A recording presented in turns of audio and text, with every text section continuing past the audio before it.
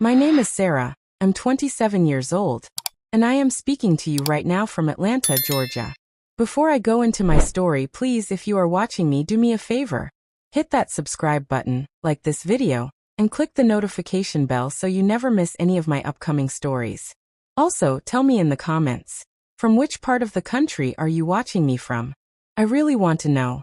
Now, let me take you straight into the darkest, most painful day of my life.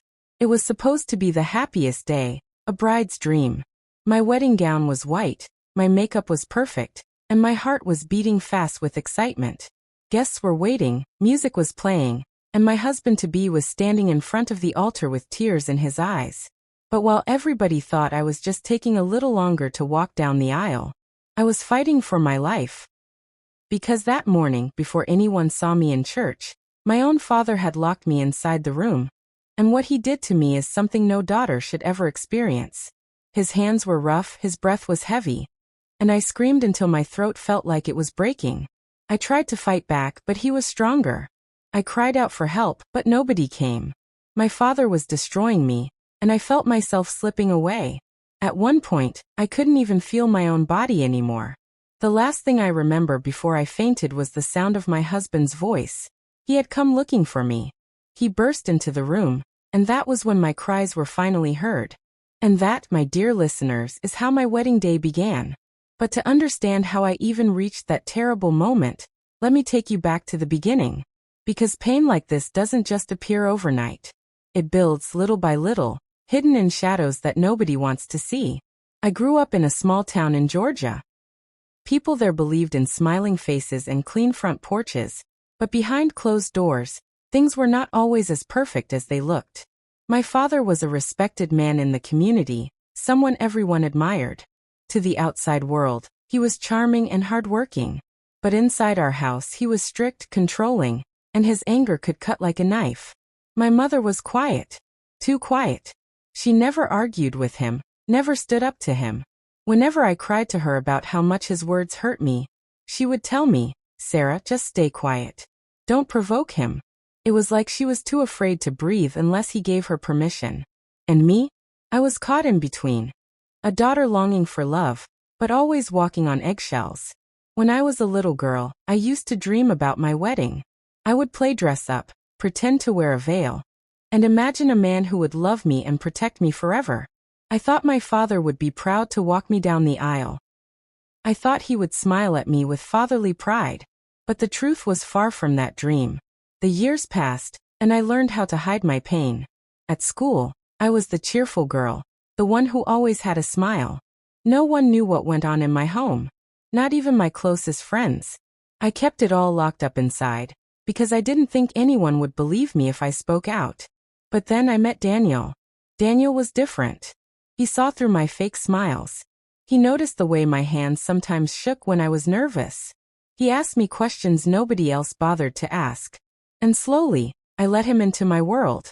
For the first time, I felt safe. For the first time, I thought maybe I could escape the darkness of my home. He loved me, and I loved him. That love gave me hope. It gave me strength. And when he asked me to marry him, I thought my life was finally about to change for the better. But what I didn't know was that the devil inside my own house was not ready to let me go so easily. The night before my wedding, I couldn't sleep. I kept thinking about my vows, about how everything was going to be different now. I looked at my wedding dress hanging by the window, glowing softly in the moonlight. I whispered to myself, "This is it, Sarah. Your new beginning." But as I tried to rest, I didn't notice that my father was awake too, his eyes burning with something I didn't understand. And by morning, he made his move. That morning, the sun was shining through my window, and the world outside was celebrating. Birds were singing, neighbors were preparing to join us at the church. I should have been smiling, getting ready with joy. But instead I was trapped. My father walked into my room without knocking. His face was dark, his step slow but heavy, and his eyes looked like a storm ready to break. I froze when I saw him close the door behind him and turn the key. My heart began to pound. Something about the way he stared at me told me I was not safe. I said, "Daddy, please not today. Today is my wedding day." My voice trembled, but instead of answering, he stepped closer, too close. The smell of alcohol on his breath made me want to throw up. He whispered something I will never forget. "You belong to me before you belong to anyone else." My blood ran cold. My knees went weak. I tried to move away, but he caught my wrist. His grip was so strong I thought my bones would snap. I screamed, I cried, I begged. But my words only seemed to fuel his madness. I remember thinking, is this really happening? On my wedding day? In my own home? By the man who was supposed to protect me? The struggle felt like it lasted forever. And I lost all sense of time. I thought I was going to die. My voice became hoarse, my body weak. And just when I thought it was over for me, that was when Daniel arrived. I faintly heard his voice outside, calling my name, asking why I hadn't come out yet. My father froze, his grip tightening one last time. My head spun, the room grew darker, and I collapsed into silence. When I opened my eyes again, everything was chaos. Daniel was standing there, his face red with shock and fury. My father was cornered, trying to explain. His words slurred and twisted. My dress was torn, my body broken, my tears soaking the floor. Daniel rushed to me, lifting me into his arms as I cried, "Please don't leave me. Please don't leave me." He looked at me, his eyes filled with a mix of love and rage, and he said, "Sarah, I will never leave you." But before I could even feel safe in his arms, my father shouted words that cut deeper than a knife. "If you take her with you, Daniel, you'll regret it. She's cursed, she's ruined. She doesn't deserve to be your wife." Those words echoed in my ears louder than church bells. Everyone outside was waiting for the bride. But inside this house, my world was falling apart. Daniel's hands trembled as he held me. My heart raced. My father's eyes were still burning with a dangerous fire. And then, Daniel made a decision that would change everything. Daniel stood in the doorway, holding me in his arms like I was glass about to shatter. His chest rose and fell sharply, his jaw clenched so tight it looked like his teeth might break. He turned his eyes on my father, and for the first time since I'd known Daniel, I saw pure rage inside him. My father, bold as ever, spat on the floor and sneered, "She's not worth it. She'll bring you nothing but shame." The air in the room was heavy, thick with fear and anger. I was trembling, whispering Daniel's name over and over, praying he wouldn't let go of me. Then Daniel said something that silenced even my father. His voice was low, steady, but it carried the weight of a man ready to fight for love. "She is my wife. And if you ever come near her again, I swear you'll answer to me." My father's eyes widened, surprised. He wasn't used to people standing up to him. He stepped forward, his hands balled into fists, and for a second I thought he was going to attack Daniel. I tried to move, but Daniel tightened his hold around me and whispered, "Don't be afraid. I've got you." What happened next felt like the beginning of a war. My father lunged, Daniel pushed back, and the two men clashed like thunder meeting lightning. Furniture toppled, the lamp shattered, glass flew across the floor. My screams filled the air, but no one outside seemed to hear. Daniel fought with everything in him. Not just with fists but with the desperation of a man protecting the woman he loved. My father was older, but his rage made him strong. Blow after blow, the fight dragged on, until finally, Daniel shoved him back so hard he crashed into the dresser. Silence. Heavy, dangerous silence. Daniel's chest heaved as he glared at my father. He didn't hit him again, though I could see the urge burning in his eyes. Instead, he grabbed my hand and said, "Sarah, we're leaving. Right now." And in that moment, I realized something. Daniel wasn't just choosing me. He was choosing to stand against the man who had ruled and ruined my life for years. That decision was brave, but it was also dangerous. Because men like my father don't forgive. They don't forget. As we tried to leave the room, my father's voice followed us, sharp and venomous. "If you walk out that door with her, you'll regret it until the day you die." Those words sank into my heart like poison. I wanted to believe Daniel's love could protect me from everything, but deep down, I knew my father was a man of his word. His threats were not empty. Still, Daniel didn't stop. He carried me past the hallway, past the shocked stares of a few relatives who had gathered near the stairs, and straight out the front door. For the first time, sunlight hit my face and I felt like I could breathe again. The wedding guests cheered when they saw me. not knowing the nightmare I had just survived. They thought my tears were from joy, not terror. They thought Daniel carrying me in his arms was a romantic gesture, not an escape from hell. I smiled weakly for them, but inside my soul was screaming. We made it to the church. The music began. The pastor opened his Bible. And even though I was standing at the altar, holding Daniel's hand, my father's voice was still echoing in my head. I thought the worst was over. I thought I had escaped. But as I looked out across the crowd, I saw him. My father. Sitting in the back row. His eyes locked on me, cold and unblinking. And in that moment I realized my nightmare was far from finished. My hands were trembling in Daniel's grip. Everyone in the church thought it was just nerves, but only I knew the truth. My father was sitting in the very back row. His cold eyes fixed on me. He wasn't smiling, he wasn't clapping. He was watching like a predator studying its prey. I tried to look away, but it was impossible. His stare pinned me to the ground. I couldn't breathe, couldn't focus on the pastor's words. My heart pounded so hard. I thought the whole church could hear it. Daniel noticed. He squeezed my hand gently and whispered, "Sarah, don't look at him. Look at me. Just me." I tried. I wanted to. But my father's voice from earlier, "You'll regret it until the day you die," kept echoing in my ears.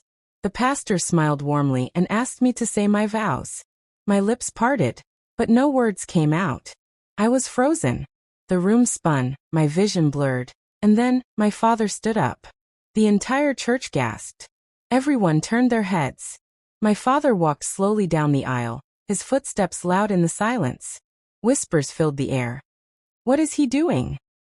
Why is he interrupting? Is something wrong? I wanted to sink into the floor. My legs shook so badly, I thought I might collapse right there. Daniel moved protectively in front of me. But my father kept coming, his face unreadable, his hands clenched at his sides. When he finally reached us, he looked straight at Daniel and said, loud enough for the whole congregation to hear, "You can marry her if you want. But you don't know the kind of woman you're marrying. She's already ruined. She doesn't deserve to wear that white dress." Gasps, cries, murmurs rippled through the church like wildfire. My body went cold. I wanted to scream, to disappear, to deny every poisoned word. But the shame, the humiliation, it was too heavy. Tears blurred my vision. I covered my face with my hands.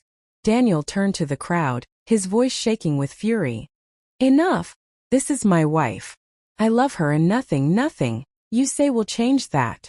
Some guests stood up in support. Others whispered doubtfully. My world was unraveling before my eyes. And then, out of nowhere, my father reached into his coat pocket. His movement was sharp, sudden, terrifying. For a split second I thought he had a weapon. The church screamed. Mothers pulled children close. Daniel pulled me behind him. My heart nearly stopped. And what my father pulled out was something that would shatter everything I thought I knew. The moment my father reached into his coat pocket, I felt the blood drain from my face. Every guest in the church froze. The pastor's Bible trembled in his hands. The choir fell silent. Daniel stood firm in front of me. His arms stretched protectively as though he expected bullets to fly any second. And then my father pulled out a folded envelope. Not a weapon. Not a gun. Just paper. But the weight of that envelope was heavier than steel. He held it up high for everyone to see. His voice was sharp and clear. "This is the truth about my daughter. And I will not let this wedding continue until it is read." The room erupted in gasps. My knees buckled. I whispered, "No, please God, no." Daniel turned to him, his fists clenched. "Stop this madness. You've done enough already." But my father ignored him. Slowly, dramatically, he unfolded the envelope and pulled out several photographs. Black and white images, some old, some recent. My stomach twisted. I didn't even know what he had in his hands. He raised them in the air and shouted, "This girl is not pure. She has been living a double life. Ask her where she goes at night. Ask her what she hides. Do you really want a liar for a wife, Daniel?" Gasps turned into whispers. Whispers turned into accusations. Faces I had known since childhood were now looking at me with suspicion. I shook my head violently, tears streaming down my face. It's not true. None of it is true. But the damage was done. My father had planted the seed of doubt, and everyone was feeding on it. Daniel's jaw tightened. He didn't look at the pictures, he didn't look at the crowd, he looked straight into my eyes. And in that moment all I could think was, does he believe me? Or does he believe him? The silence stretched, thick and unbearable. The church was holding its breath, waiting for Daniel's response. My whole future depended on the next words out of his mouth. And then in a voice that was both calm and terrifying, Daniel said, "If you want to destroy her, you'll have to go through me first." The crowd gasped again. My father's face turned red with fury. He slammed the photographs down onto the altar, scattering them like broken glass. The pastor tried to regain control. "Please, this is God's house. This is a wedding, not a battleground." But before he could say more, my father snapped. His rage boiled over. He stormed toward Daniel, his fists raised, ready to strike again, this time in front of the entire congregation. The choir screamed. Guests rushed to their feet. My veil slipped from my head as I cried out, "No, please stop." And just as his fist was about to land, someone else stood up from the crowd. My father's fist was swinging toward Daniel. The crowd was screaming, and my heart was pounding so hard I thought it might burst out of my chest. Then out of nowhere, a firm voice cut through the noise. "Stop right there." The church fell silent. Everyone turned. It was my mother. For the first time in my life, she wasn't cowering behind my father. She wasn't whispering for me to stay quiet or endure. She was standing tall, her eyes fierce, her hands trembling but determined. My father froze, shock flashing across his face. He wasn't used to being challenged, least of all by the woman he had controlled for decades. "Enough, Robert," my mother shouted, her voice echoing through the pews. "You will not destroy her today. Not in front of God. Not in front of me." Gasps rippled through the congregation. Some guests clapped their hands over their mouths. Others leaned forward, stunned. My father's pride was being challenged publicly, and I knew what that meant. He would explode. His face turned crimson, his fists shaking at his sides. "You dare talk back to me?" he roared. But my mother didn't back down. She stepped closer, her chin lifted high. "For years I kept silent. For years I let you break us, control us, hurt us. But no more. Today I will not let you touch my daughter. Today I will not let you shame her." Tears burned in my eyes. For the first time my mother was fighting for me. For the first time I saw strength in her that I never knew existed. The church erupted with murmurs. Some people stood in support of my mother, whispering words of encouragement. Others stayed frozen, afraid of what might happen next. Daniel stood tall, still holding my hand, his other arm guarding me. My father looked between the three of us, me, my mother, and Daniel, as though deciding who his real enemy was. And then with a sudden terrifying calmness he spoke. "You think you've won today?" he hissed. "This wedding may go on, but mark my words, this is not the end. You have no idea what I'm capable of." The air grew heavy. His words were a promise, a curse. My whole body trembled because I knew my father never made empty threats. And then, he stormed out of the church, slamming the doors so hard they rattled the stained glass windows. For a moment silence hung over the room. Then slowly the pastor cleared his throat and said, "Shall we continue?" The guests shifted uneasily. Some whispered that the wedding should be postponed. Others urged Daniel to take me away immediately. My heart was torn. I wanted to marry the man I loved, but the fear of what my father might do next gnawed at my soul. As I stood at the altar, my hands cold as ice, a question consumed me. Had I truly escaped him? Or had I just invited a darker storm into my life? And just as the pastor raised his Bible again, one of the ushers came rushing through the church doors, his face pale with panic. He shouted, "There's been an accident outside." The usher's voice echoed through the church. "There's been an accident outside." His face was pale, his breath uneven, his hands trembling as he pointed toward the street. Guests gasped. Chairs scraped against the floor as people rushed to the doors. My heart pounded in my chest, and without thinking I clutched Daniel's arm. A cold dread ran through me. I already knew in my bones who was involved. Daniel and I pushed through the crowd until we stepped outside. And there at the edge of the street, Chaos unfolded. A black car was smashed against the side of a lamppost, smoke hissing from its hood. The windshield was cracked like a spider's web. And lying on the ground, blood staining his shirt, was my father. People screamed. Some covered their children's eyes. Others rushed forward to help. I stood frozen, my breath caught in my throat. My father, the man who had just cursed me, threatened me, tried to destroy me, was now broken, moaning, struggling to lift himself up. For a second, 1,000 emotions clashed inside me. Anger, fear, hatred, pity. He had caused me pain beyond words, yet seeing him bleeding on the pavement tore at something deep in me. No matter what he had done, he was still my father. Daniel wrapped an arm around me, whispering, "Don't look, Sarah. Don't let him pull you back into his storm." But it was too late. My father's eyes found mine, even through the blood dripping from his forehead. He stretched out his hand toward me, his lips trembling as he whispered, "Help me." The crowd buzzed with tension. Some urged us to call an ambulance.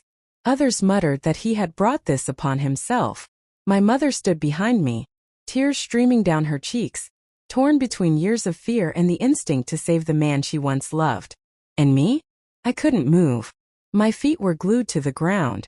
My mind screamed, "Why is life testing me like this? Why on my wedding day?" Daniel's grip tightened. "Sarah, listen to me. He's dangerous. Don't fall for it. If you help him now, he'll never stop haunting us." But my father groaned louder, his voice cracking. "Sarah, daughter, please." The guests turned to me. The pastor looked at me. My mother's eyes begged me to decide. Everyone was waiting for me to speak, to act. And in that unbearable silence, I realized that the choice was mine alone.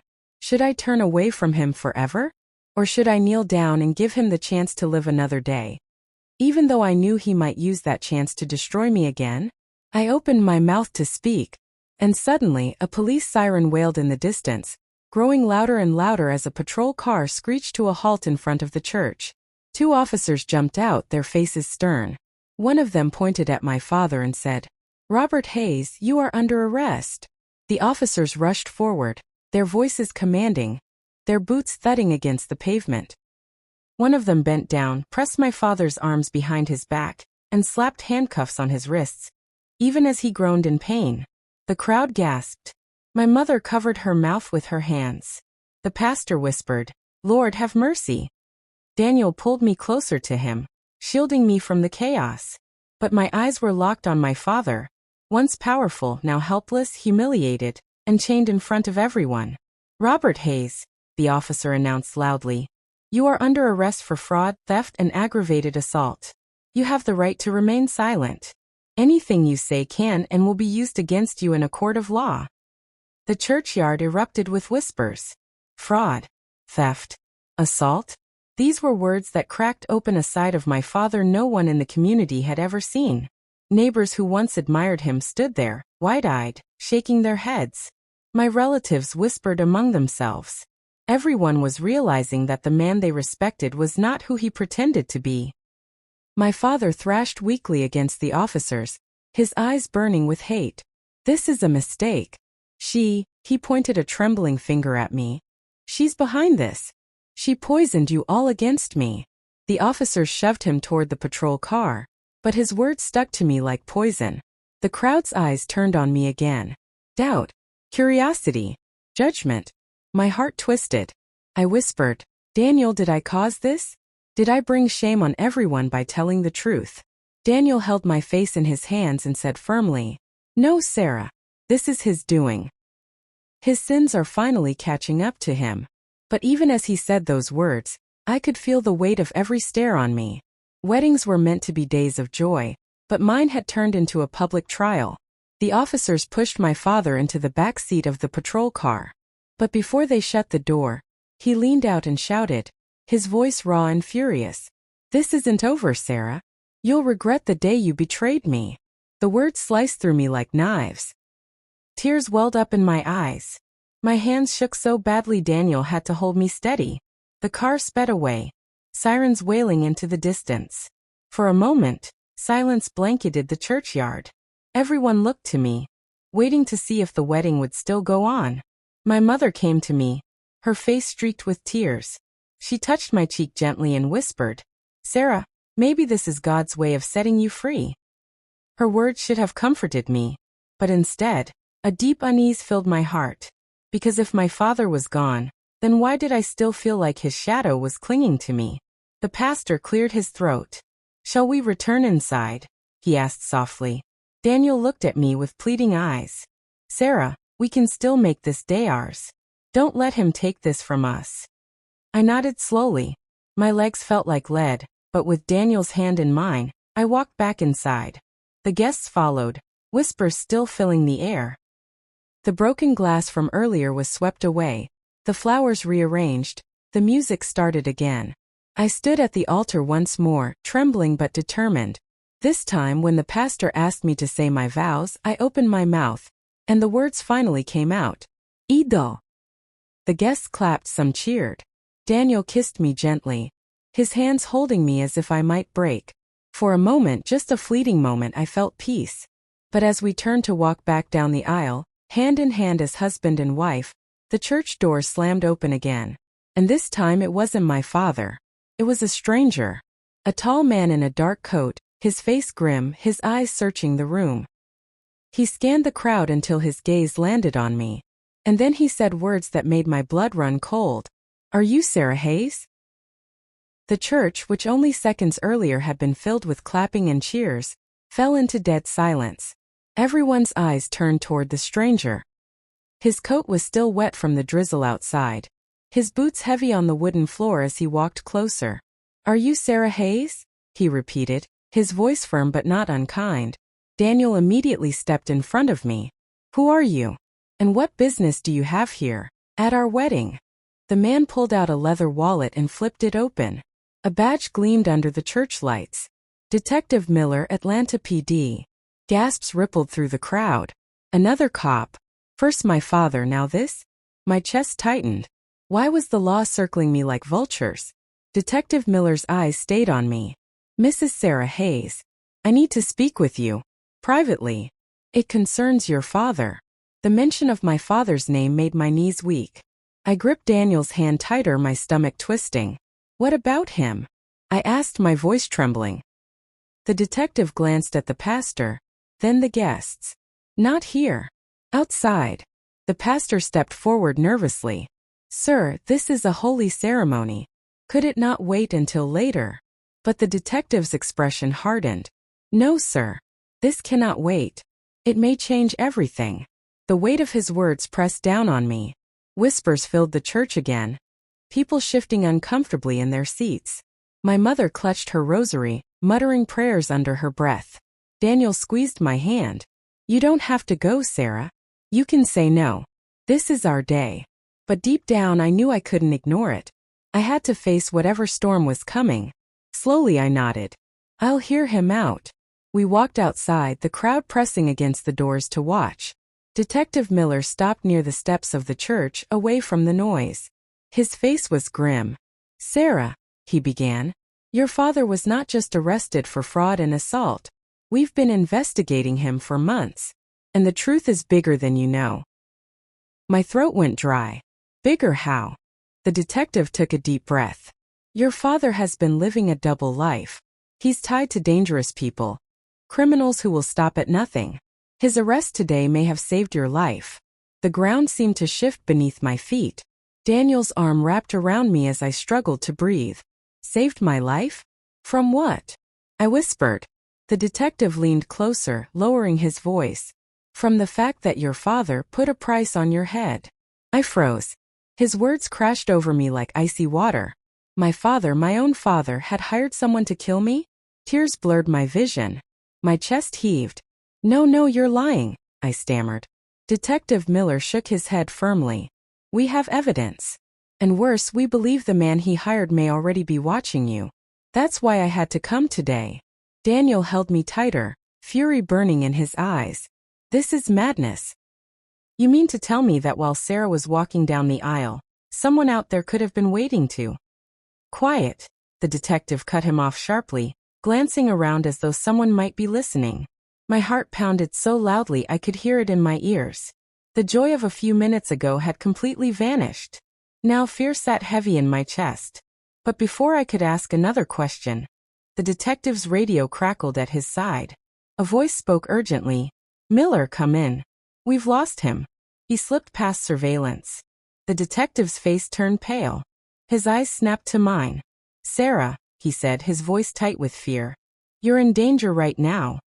And before I could even react, a loud crack split the air, like a gunshot, echoing through the churchyard. Guests screamed. Mothers grabbed their children. People ducked. Daniel pulled me down to the ground, covering me with his body. Somewhere beyond the church gates, a shadow moved swiftly, and in that moment I realized the man my father had hired wasn't far. He was here. The sound cracked through the air like lightning. Guests screamed and scattered, tripping over pews, knocking over flowers. The once beautiful churchyard had turned into a battlefield of chaos. Daniel threw himself over me, shielding my body with his. I could hear his heartbeat pounding against my back. Detective Miller crouched low, his gun already drawn, his eyes darting across the church gates. "Stay down," he barked. My mother's cries pierced the air. People sobbed, prayed, begged God to protect us. But I couldn't hear it all clearly. My ears rang from the gunfire, my breath short and shallow. Then I saw him. Beyond the iron gates, half hidden by the shadows of the trees, stood a man in a black hoodie. His face was obscured, but his stance, his slow deliberate steps. I knew this was the one my father had sent. Detective Miller spotted him too. He shouted, "Drop the weapon." But the man didn't. He raised his arm again. Time slowed. My life flashed before me, my childhood, the nights I cried alone, the pain my father caused, the hope I had clung to when Daniel placed the ring on my finger. And now, on the very day I thought I was free, death had come. Another shot exploded. I gasped, waiting for the pain to strike me. But it didn't. Instead, Detective Miller staggered back, clutching his shoulder, blood seeping through his coat. "No!" I screamed. Daniel held me tighter, refusing to let go. The guests cried out in horror. Some ran, others froze. My mother fainted, collapsing against the steps of the church.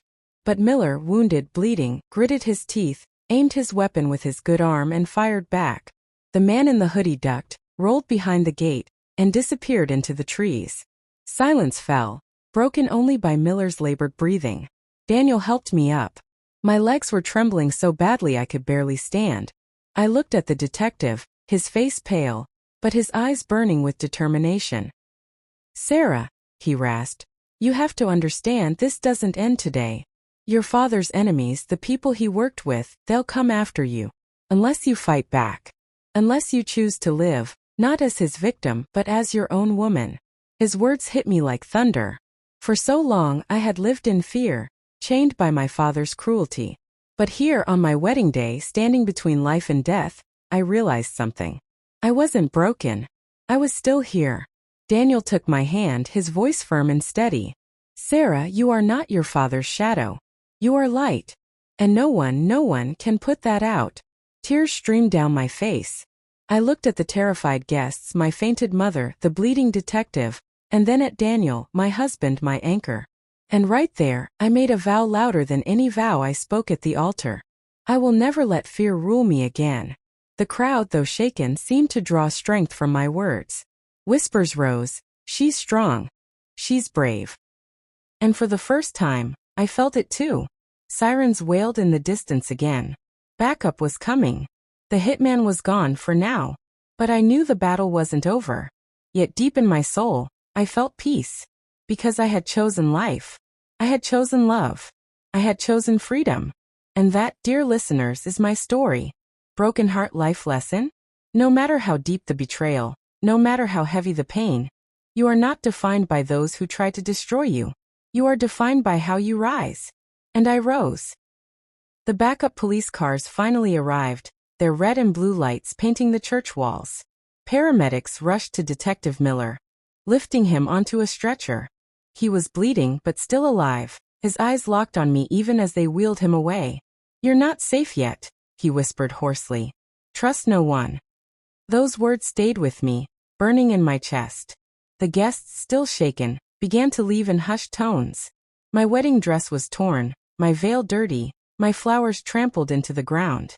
What should have been the happiest day of my life had turned into a nightmare written in blood and fear. But it wasn't over. Not even close. Two officers approached me. One of them, a tall woman with sharp eyes, said firmly, "Mrs. Hayes, you need to come with us. There are questions that must be answered." Daniel immediately stepped forward. "She just survived an assassination attempt. Can't this wait?" The officer shook her head. "No. This involves federal charges. And your wife is at the center of it." My heart dropped. Me? At the center? I stumbled back, shaking my head. I didn't do anything. I'm the victim here. But the officer's eyes were cold. Sometimes victims hold more secrets than they realize. They led us into the back of a police car. Daniel held my hand tightly, refusing to let go, but I could see the fear in his eyes. Not fear of the police, but fear of what they might uncover. At the station, they placed me in a small gray room. A buzzing light overhead flickered, casting shadows on the walls. Daniel wasn't allowed inside. It was just me and two detectives. "Sarah," one began, sliding a folder across the table. "We've been digging into your father's records, his finances, his connections, and we found something." I leaned forward nervously. What did you find?" The detective opened the folder. My breath caught in my throat. Inside were photographs. Dozens of them. Some of me as a child, walking to school. Some of me as a teenager at the park. Some of me shockingly recent, coming out of the grocery store just last week. I gasped, pushing the photos away. "What is this? Why would he keep these?" The detective's face was grim. "These weren't taken by your father. They were taken by someone he hired. Someone who has been watching you your whole life." My blood ran cold. My entire body shook as I whispered, "He's been stalking me?" The detective closed the folder and said, "Sarah, this isn't just about a broken father-daughter relationship anymore. This is bigger. Much bigger. And if what we suspect is true..." He leaned closer, his voice dropping to a whisper. "Then your father may not have been acting alone. There's another person in this story. And that person is still out there." Before I could respond, the door to the interrogation room creaked open. And standing there was someone I hadn't seen in years. My estranged brother. The door creaked open, and when I saw his face, my heart stopped. "Michael," I whispered. "My brother. My own flesh and blood. A man I hadn't seen in over 10 years. His hair was longer now, streaked with gray even though he was only in his 30s. His eyes were tired, shadowed with secrets. He stood in the doorway, his gaze locked on me. The detectives glanced at each other, then quietly slipped out, leaving us alone. The silence between us was so heavy I could barely breathe. "Sarah," he said at last, his voice low and rough. "You've gotten stronger." I swallowed hard. "Where have you been, Michael? Why didn't you come back? Why didn't you protect me?" My voice cracked, all the anger and hurt of years spilling out. He looked down at the floor, shame flickering across his face. "I tried, Sarah. But I couldn't. Because the truth is, I was working for him." My blood turned to ice. "For who?" His eyes lifted, piercing mine. "For Dad." I stumbled back, shaking my head. "No." No, Michael. "Tell me you're lying." But his silence was answer enough. Tears filled my eyes. "All those years I thought you left because you were free. But you were just another one of his shadows?" Michael stepped closer, his voice breaking. "You don't understand. He owned me. He threatened me, used me, broke me. Every time I tried to run, he reminded me what he could do to you. So I stayed. I did what he asked. I watched. I reported. I spied on my own sister." My stomach twisted. Suddenly, the photographs in the folder made sense. The man behind the camera wasn't a stranger. It was Michael. I staggered back against the wall, clutching my chest. "You were the one following me? You were the one watching me grow up from the shadows?" Michael's face crumpled. "Yes. And I hated myself for it every single day. I wanted to scream, to curse him, to hit him. But all that came out was a whisper. Why are you here now?" He stepped closer, lowering his voice. "Because everything has changed. Dad is no longer in control. The people he worked with, they're worse than him. And now that he's arrested, they're coming for you. But Sarah. He leaned so close I could feel his breath. They're coming for me too. My heart raced. My head spun. So what are you saying? That you're here to protect me? Or that you're here to finish what he started? Michael's face twisted with pain. I'm saying you need me. Because they won't stop. Not until one of us is dead. I shook my head violently. No. I don't need you. You betrayed me. But before I could say more, the interrogation room door flew open again. This time with another officer, out of breath, holding a slip of paper. He looked at me with wide eyes. Sarah Hayes. I nodded slowly, my chest tight. He handed me the paper. This just came in through the evidence department. It's addressed to you. From your father. My hands trembled as I opened it. The writing was rough, angry but clear. And it said, Sarah, blood is blood. You can run from me, but you'll never run from what you are. Michael knows the truth. Ask him what happened the night Mom almost left me. Ask him what he saw. Then you'll understand everything. I stared at the letter, my stomach dropping into a pit of dread. My mother? What night? What truth? I turned to Michael, my voice shaking. What is he talking about? Michael's face went pale, his lips pressed into a thin line. He wouldn't meet my eyes. Michael, I pressed louder this time. What happened that night? And then he whispered words that shattered me. Sarah, Mom didn't stay with him by choice. She stayed because I let her. Michael's words hit me like a blade. Mom didn't stay with him by choice. She stayed because I let her. I felt the ground tilt beneath me. My vision blurred with tears. What do you mean, Michael? You let her? What are you saying? He sank into the chair across from me, burying his face in his hands. His shoulders trembled. For the first time in years, I saw my big brother look like a broken boy. When we were kids, he began, his voice low. Mom tried to leave. You were too young to remember. She packed her things one night, grabbed you in her arms, and told me to come. She said we were going to start over. Far away from him. I listened, my heart hammering. But Dad woke up, Michael continued, his eyes distant. And he told me, if I went with her, he'd hunt her down and kill her. He said if I stayed with him, he'd let her live. He forced me to choose. My stomach twisted. And you chose him? I asked, my voice trembling. Michael's eyes filled with tears. I was a kid, Sarah. I was terrified. I thought I was saving her life. But when she saw I wouldn't move, she froze. She put you back in your bed, and she stayed. She never tried to run again. Because of me. I covered my mouth, choking back a sob. The weight of it crushed me. My mother, trapped, broken. Because my brother had chosen fear over freedom. Do you realize what you've done? I whispered through tears.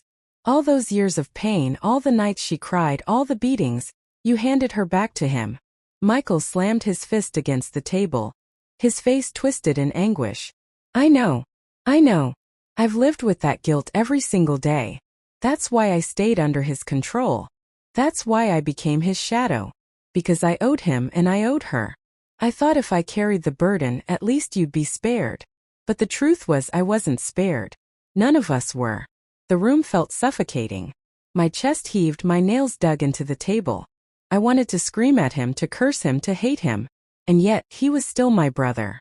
The boy who once held my hand when I was scared of the dark. I whispered, almost to myself, you broke her. Michael looked at me with hollow eyes. I broke all of us. The detectives re-entered the room just then, holding another file. Their faces were grave. Sarah, Michael, one of them said, we just uncovered new evidence in your father's case. He dropped the file onto the table with a heavy thud. I wiped my tears and looked down at it. Inside were more photographs, but not of me this time. These were of another woman. Her face was bruised. Her arms marked with scars. And then I froze. Because that woman wasn't a stranger. It was my mother. Taken just last year. My voice cracked as I looked up at the detectives. What is this? She's alive. I've seen her. She lives with me. Why would there be recent photos like these? The detective's eyes narrowed. Because Sarah, your mother may not be who you think she is. The woman you call Mom has secrets of her own. The file slipped from my trembling hands. I stared at Michael, but his face had gone pale, his jaw clenched tight. And then he whispered something so chilling it made my blood run cold. Sarah, I don't think that's our real mother. Sarah, I don't think that's our real mother. Michael's voice echoed in my ears like a curse. My knees buckled, and I grabbed the edge of the table to steady myself. What are you talking about? I whispered. That's insane. She raised me, Michael. She cooked for me, held me when I cried, told me bedtime stories. How can you stand there and say she's not my real mother? Michael's jaw tightened. Because I remember the real one. And she's not the woman living with you. The detective opened the file again and slid one of the photographs toward me. The woman in the photo, bruised, scarred, had eyes that looked older, sadder, but familiar. A different kind of familiar. I stared at her, my hands shaking. No, this can't be. You're saying she's alive? That she's still out there? Then who is the woman in my house? The detective exchanged a look with his partner, then leaned forward. Sarah, we have reason to believe your father replaced your mother years ago. The woman you know as your mom may have been working with him all along. My breath caught in my throat. My head spun. No, that's impossible. She loves me. Michael cut me off, his voice trembling. Think, Sarah. All the time she defended him. All the time she told you to stay quiet, to forgive, to endure. Doesn't it make sense now? Memories flooded me. Nights when I cried in her arms, begging her to leave him, but she always said the same thing. He's your father. We have to accept him. Was that love? Or was it manipulation? My chest tightened. Tears burned my eyes. So all these years, I've been confiding in a stranger. Michael's gaze was heavy with sorrow. Not just a stranger. An accomplice. The detective nodded. We've been tracking her. There are financial records. Payments. Documents tying her to your father's crimes. She wasn't just silent, Sarah, she was part of it. My world shattered in that instant. The woman I trusted most. The one person I thought had been my safe place. Wasn't even my mother. She was a fraud. I sank into the chair, clutching my head, sobbing uncontrollably. How could she? How could she lie to me like that? How could she take my mother's place? Michael's voice softened. Because Dad needed control. And he knew, nothing controls a child more than a mother's love. Even if it's fake. The room went silent, my cries the only sound. Then suddenly the door burst open. Another officer rushed in, breathless, holding a phone. We just intercepted a call, he said urgently. From the woman in Sarah's house. My heart stopped. He continued. She knows we're onto her. And she said if Sarah doesn't come home immediately, she'll finish what she started. The room went cold. I rose slowly to my feet, my tears drying into fire. She's threatening me? The officer shook his head grimly. Not you. Someone else. He handed me the phone so I could hear the recording. And when I pressed it to my ear, my blood turned to ice. Because the woman's voice, the woman I once called Mom, was saying, bring Sarah home, or I'll kill the girl I've been keeping hidden all these years. Michael's face drained of color, and I whispered the words that broke me all over again. There's another child? There's another child? I whispered, my whole body trembling. Michael's eyes were wide with shock, his hands gripping the edge of the table, so hard his knuckles turned white. No, it can't be. She's bluffing. But deep down, I knew she wasn't. My fake mother had lied to me for years, manipulated me, stood by my father's side through every cruelty. Would it really be surprising if she had kept another child hidden all this time? The detective's voice was grim. We traced the call. She's at your family's old farmhouse, the one your father used as a safe house. If there's another child, that's where they'll be. My knees felt weak, but I forced myself to stand. Then take me there. Now. Michael grabbed my arm. Sarah, no. It's a trap. She's not going to hand over a child. She's going to use you as bait. I yanked my arm free, fire blazing inside me. I don't care. If there's a child suffering the way we suffered, I'm not going to sit here while she decides their fate. Minutes later, we were in the back of a police car, racing down dark roads toward the farmhouse. My heart pounded so loud it drowned out the sound of the sirens. When we arrived, the place looked abandoned, windows broken, weeds crawling up the sides. But a single light glowed faintly inside. The officers moved in first, weapons drawn. Michael and I followed close behind. The door creaked open, and there she was, my fake mother. She stood in the middle of the room, her face cold and unrecognizable. Gone was the gentle woman I once leaned on. In her place was a stranger, holding a small figure by the wrist. A child.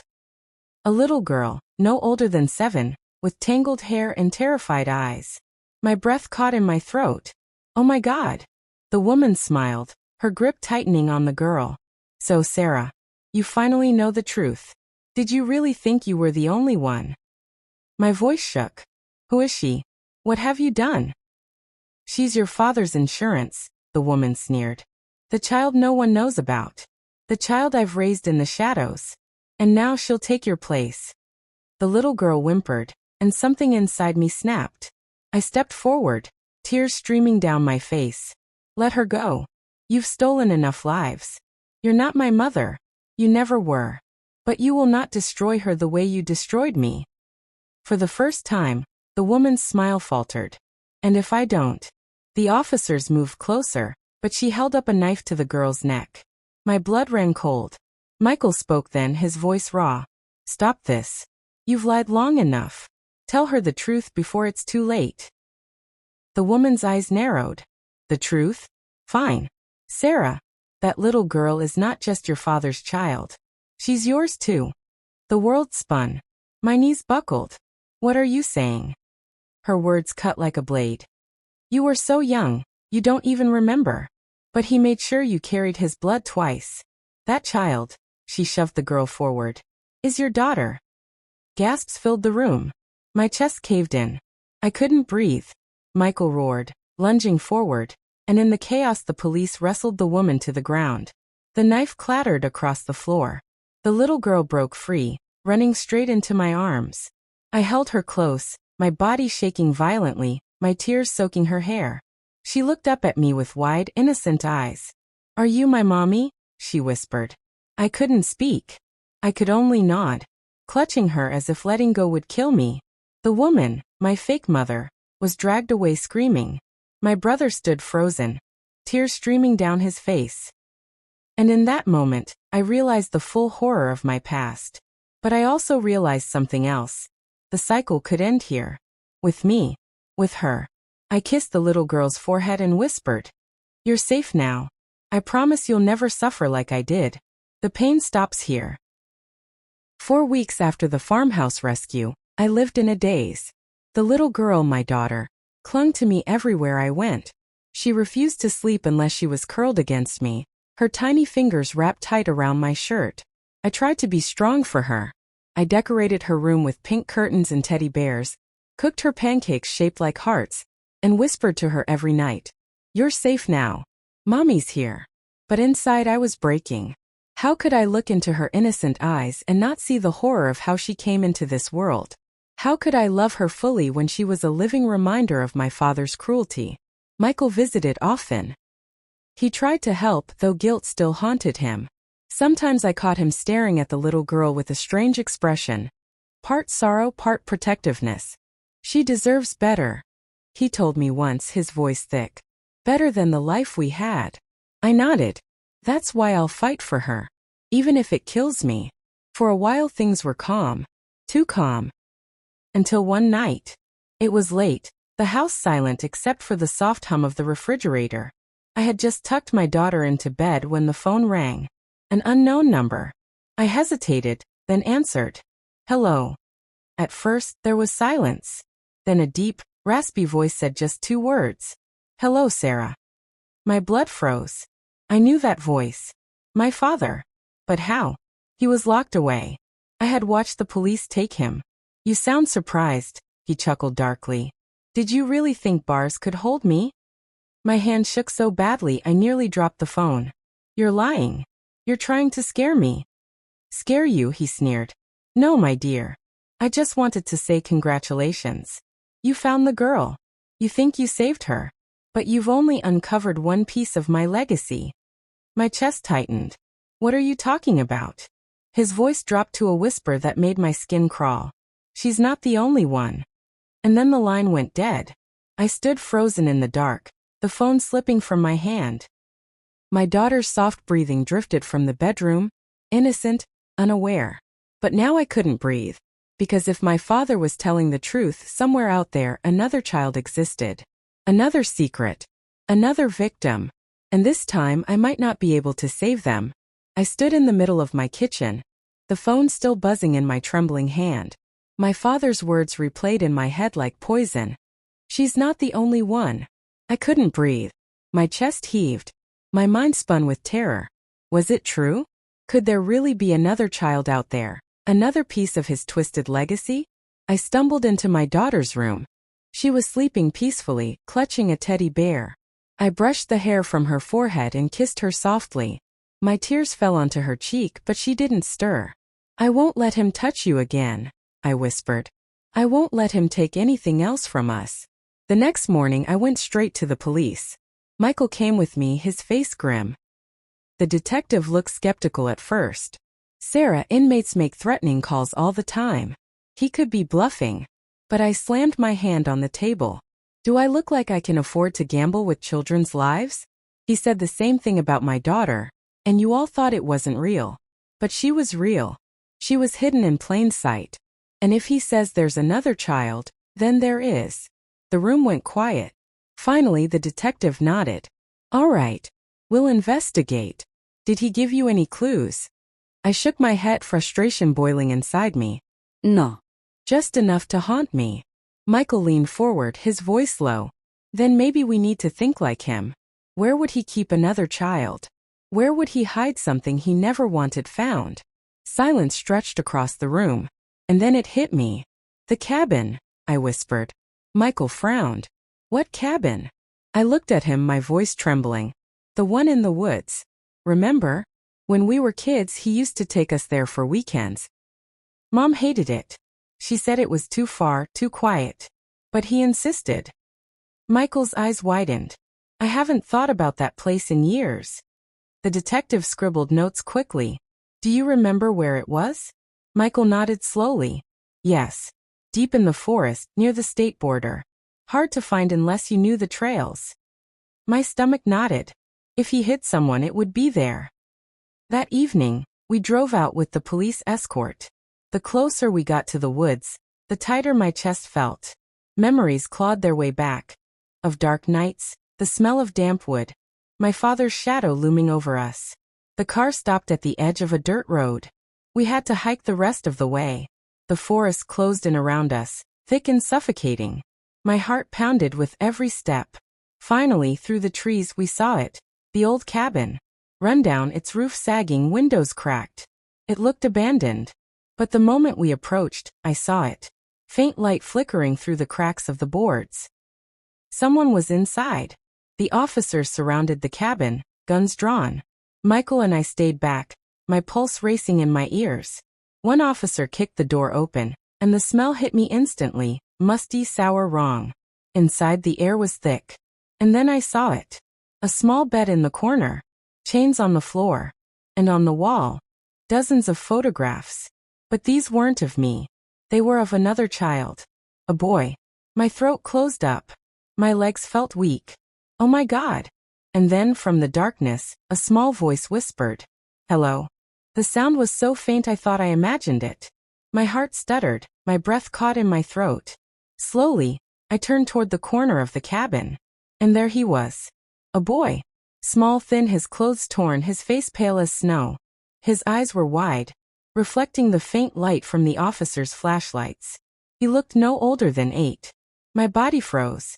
Every nerve screamed to run forward, to scoop him into my arms, but my legs felt glued to the floor. The officers moved first, lowering their guns. "It's okay, son," one said gently. "We're here to help." The boy flinched at their voices, pressing himself back against the wall. His little hands shook violently. I forced myself to step forward, my voice trembling. "It's okay, sweetheart. You're safe now." His eyes flicked toward me.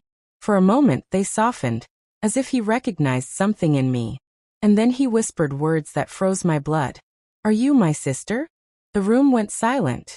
Even the officers stopped moving. My mouth went dry. What did you say?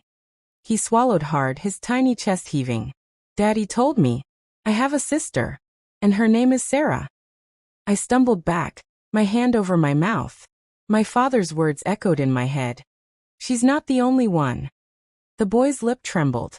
He said you'd come for me one day. Tears poured down my face. My knees buckled, and I dropped to the floor in front of him. Oh my God, you're my brother. Michael staggered behind me, his face ashen. No, this isn't possible. But it was. The boy's face, though fragile, carried the same sharp jawline as Michael, the same piercing eyes as my father. There was no denying it. The officers carefully unchained him and helped him out of the corner. He clung to me instantly, burying his face in my shoulder. My arms wrapped around him tight, my heart breaking into pieces. I've got you, I whispered through tears. You're safe now. I promise I'll never let him hurt you again. But even as I said it, I knew it wasn't true. Because my father had gotten into my head once more. He had planned this. Left this boy behind like a trap, like a message. And I was terrified of what that message really meant. We left the cabin that night, the boy holding on to me as if his life depended on it. And maybe it did. But as we reached the police cars, the boy suddenly whispered something in my ear. His voice was so soft, so broken I barely caught it. Sarah. He said if you found me, it means he's coming for you next. The boy's words sank into me like ice water. My breath caught, my heart pounded, and for a moment, I couldn't move. Michael stepped forward quickly. What do you mean? Who told you that? The boy's small voice trembled. Daddy. He used to visit. He said you'd find me one day, and when you did he'd know where you were. He said you'd lead him to me. The officers exchanged uneasy glances. One of them muttered, "This sounds like a setup." My knees weakened. My father hadn't just hidden the boy, he had used him like bait. Every step I took, every tear I shed had been part of his sick game. I clutched the boy tighter. You're safe now. He can't hurt you anymore. But inside, I wasn't sure. Back at the station, the boy was given food and a blanket. He sat close to me, refusing to let go of my hand. His name, I learned, was Daniel. Daniel Hayes, he said shyly, his voice barely above a whisper. That's what Daddy told me to call myself. Hearing my last name from his lips made my stomach churn. I stroked his hair gently. Daniel, how long were you in that cabin? He looked down at the floor. A long time. Daddy said the world wasn't safe for me. He said only he could keep me safe. He brought me food sometimes. But when he got angry, he left me alone for days. My eyes burned with tears. Oh God. Michael paced the room, his fists clenched. He's playing with us, Sarah. He wants us afraid. And it's working. The detective entered then, holding a folder. His face was grim. We just got word. Your father escaped custody last night. The room spun. My chest tightened. What? How? The detective's jaw was tight. He was being transferred to a higher security facility. The transport van was ambushed. 2 officers dead. He's gone. A cold wave of dread washed over me. My father was free. And if Daniel's warning was true, he was coming for me. I clutched Daniel to my chest, whispering fiercely, "He won't touch you. He won't touch either of us." But then one of the officers rushed into the room, holding a phone. "Sarah, you need to see this." He set the phone on the table, and my blood froze. On the screen was a live video feed. Of my house. Of my daughter's bedroom. She was sleeping soundly in her bed, clutching her teddy bear. And then slowly, a shadow moved across the screen. The shadow stretched across the floor of my daughter's bedroom. Long and deliberate. As if whoever it was wanted me to see. No. I gasped, lurching forward. My hands trembled so violently the phone nearly slipped from my grasp. That's her room. Oh my God, she's in there. Michael grabbed the phone, his jaw tight. We need to move. Now. The detective barked orders. Dispatch units to Sarah Hayes' residence immediately. Full lockdown. I clutched Daniel's hand, my chest caving in. That's him. That's my father. He's in my house. The video feed zoomed slightly, as if the camera were being adjusted. My daughter stirred in her sleep, rolling over and clutching her teddy bear tighter. The shadow loomed closer to her bed. God, no, please no! I screamed. My whole body shook as tears streamed down my face. The officers tried to calm me, but their voices were drowned out by the roar of blood in my ears. I felt like I was suffocating. Then the figure stepped into view. My heart stopped. It was a man. Tall. Broad-shouldered. A black hood covered his face, but I didn't need to see. I knew. Every inch of me knew. It was him. My father. He reached down slowly, brushing his hand against my daughter's hair. She stirred but didn't wake. I collapsed against the table, screaming, "Don't you touch her! Don't you dare touch her!" The detective yanked the phone closer, barking at the tech team. "Trace this feed. Now!" But then, as if mocking us, my father turned toward the hidden camera and lifted his hood. His face filled the screen, older, more scarred, but still carrying that cruel smirk I remembered too well. His eyes bored into mine, as if he could see me through the glass. And then he mouthed the words, "She's next." The screen went black. The room erupted in chaos. Officers shouting into radios, Michael pacing furiously, Daniel clutching my arm so tightly his nails dug into my skin. But I couldn't hear any of it. My mind was frozen on that last image. My father, standing over my child, and the promise that she was his next victim. "Move. Move now," the detective roared, shoving his team toward the exits. We sped through the night, sirens screaming, blue and red lights flashing across the empty streets. My body shook uncontrollably in the back seat of the cruiser. Daniel curled up beside me, his small hand clutching mine like a lifeline. Michael sat on the other side, his face hard as stone, his knuckles white from clenching his fists. "If he touches her, Sarah, I swear I'll kill him." Tears blurred my vision. "We can't let it happen again. Not to her. Not my baby." As we tore into my neighborhood, the sight of my house made my stomach twist. It looked normal, calm, no broken windows, no signs of struggle. But inside he was waiting. The officers fanned out, surrounding the property. Guns drawn. Radios crackling. My chest heaved as I was pulled back behind the barricade. "Wait for our signal," the detective ordered. I shook my head violently.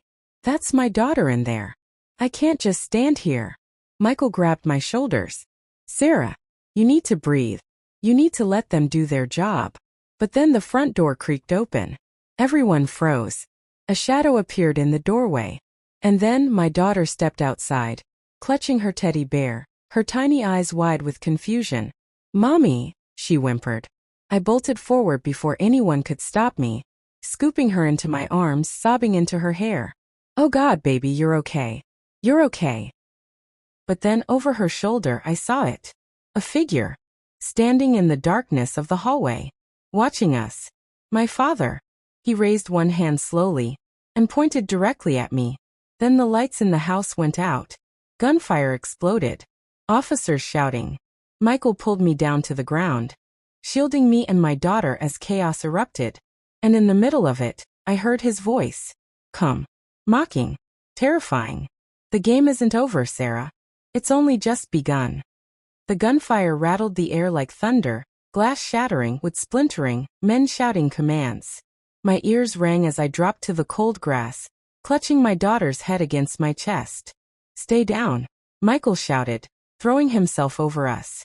Through the screams and chaos, I could hear him, my father's laugh. Low, chilling, echoing through the darkness of my home. "You think you can protect her, Sarah?" His voice boomed. "You couldn't protect yourself. And now you're trying to play hero. Get her out of here." The detective barked, motioning to an officer. "Take Sarah and the child now." But before the officer could reach us, the front of the house erupted in flames. Fire roared through the windows, lighting up the night in orange. "Jesus Christ, he rigged it," an officer yelled. Smoke billowed out, choking the air. My daughter screamed, clinging tighter to me. My body trembled as fear crashed through me in waves. And then, I saw him. Through the firelight, my father stepped out of the doorway. Calm. Unshaken. His face half lit, half shadowed. He wasn't running. He wasn't hiding. He was enjoying this. His eyes locked on mine, and for a heartbeat the world fell silent. "You're mine, Sarah," he said coldly. "You've always been mine. And now she is too." No. I screamed, my throat raw. Before anyone could react, he pulled something from his coat. Small, metallic, glinting in the firelight. First I thought it was a gun. But then I realized it was a detonator. Michael lunged forward. "Drop it." My father smirked, his thumb hovering over the button. "One push, Sarah. One push and everything you love burns." I froze, paralyzed between the police shouting, Michael's cries, and my daughter's sobs. And then, in that moment of unbearable tension, my father pressed the button. The ground shook. A deafening blast roared through the night as the side of the house exploded, flames engulfing the walls, throwing officers off their feet. I was hurled backward with my daughter in my arms, the world spinning, fire swallowing the sky. And through the ringing in my ears, I heard his voice again, calm and steady. "Run all you want, Sarah. I'll always find you." Because this isn't just my story. It's a warning. Evil thrives in silence. But the moment we speak, we break its chains.